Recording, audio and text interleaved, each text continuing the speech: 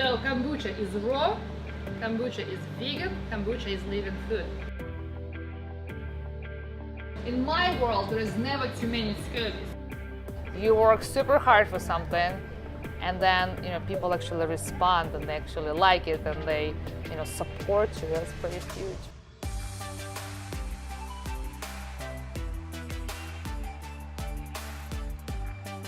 Hi, my name is Olga Sorzano, and I'm a founder and owner of Baba's Brew, which is a local kombucha company located in Phoenixville, Pennsylvania. You said that a few times, right? Just that. Yeah. So how long has your business been? So the available? business as a business, it's 2.5 years old. Yeah. So this was really, a roller coaster, fantastic opportunity that we started, which, it's really started. It's kind of really funny. Somebody was just asking me, how did you decide to brew kombucha? So I brew kombucha all my life. Baba is my great-grandma.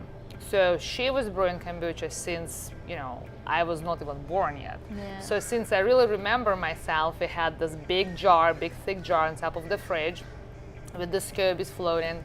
And I would come and I would say, Grandma, can I have some kombucha? My belly hurts. And she would say, well, definitely have some kombucha.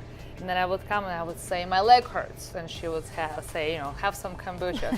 So to me, it was, kombucha had this, it was really nice and sweet, really wonderful beverage, but also it was just kind of magical, like a kiss an American mom. It's just, so wonderful.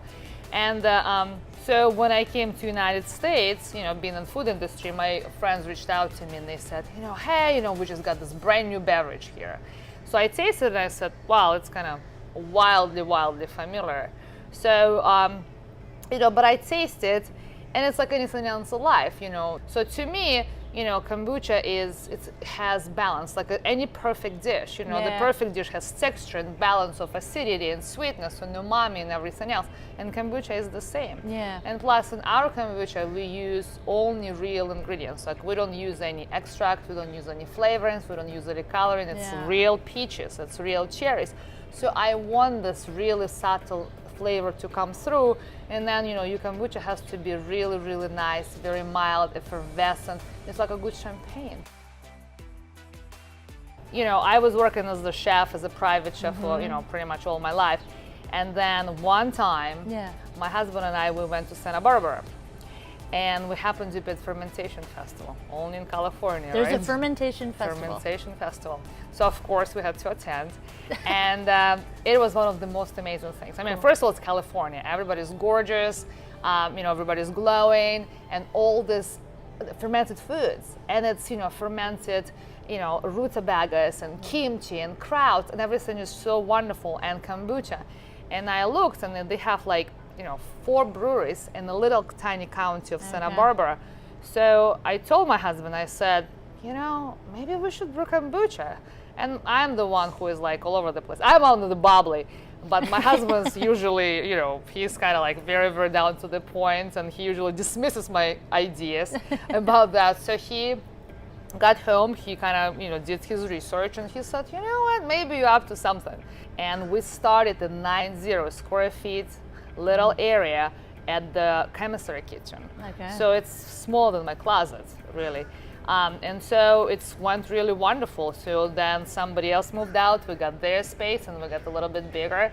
And, little we knew, a little bit, year and a half later, we moved into 5,000 square feet space. So it's been really amazing. Right now we're in 130 locations. Yep. And Wegmans, 7 Wegmans is just started to carry our kombucha. This is so exciting. And to me, Wegmans is Do you want to jump up real quick and just be like, woo! I already did. I already did. The Wegmans was one of the stores when I moved to Chester County. The downtown Wegmans is 15 years old. Yeah. So I was shopping, pretty much as long as I lived in the United States. So it's one of those things that see our little squirrel there on their shelves.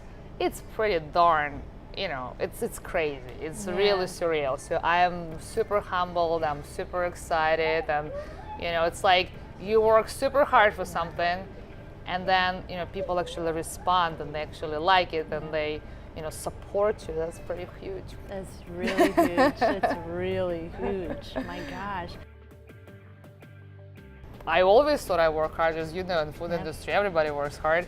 But I don't think I ever work harder than now, because when you have your own business, you don't really rely on this little, paycheck you get once in 2 weeks. You just don't. If it sells, it sells. If it doesn't, it doesn't, and you cannot, can't blame anybody. How do you define success?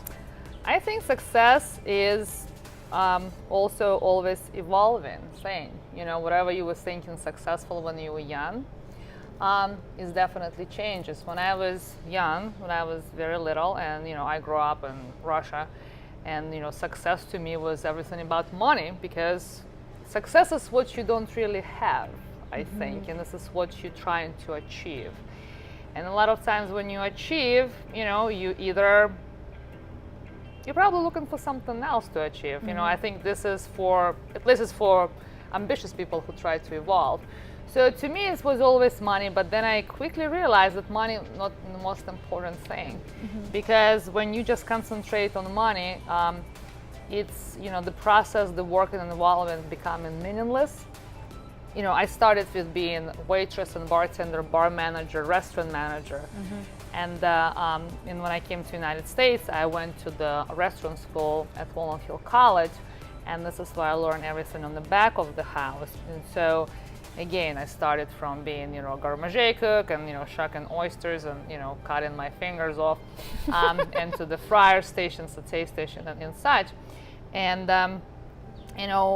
originally everything was about, working harder, learning more. And also, what I found out, it's just, you can lose yourself in all these things.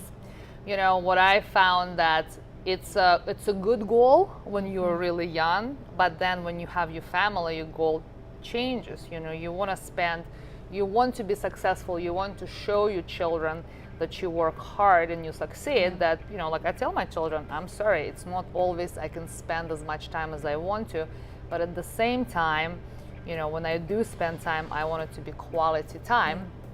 And so, my goal right now is, I want to show my kids that working hard, you can achieve a lot of things, but also you have to set your priorities and spend time with your family, with your children and such.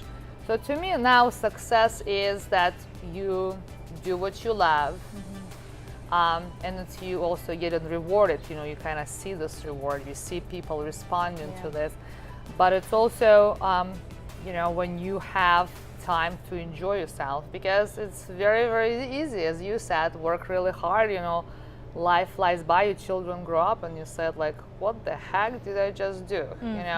So I think it's being rounded, kind of great. Success is a great balance. It's in Russia we have this saying, which would probably translate as, don't sleep at work and don't work at home. So when you kind of achieve this balance, I don't really always follow this. I come home and sometimes I continue working, but I try to have this balance. And I think when you achieve this really nice equilibrium, then this is a success.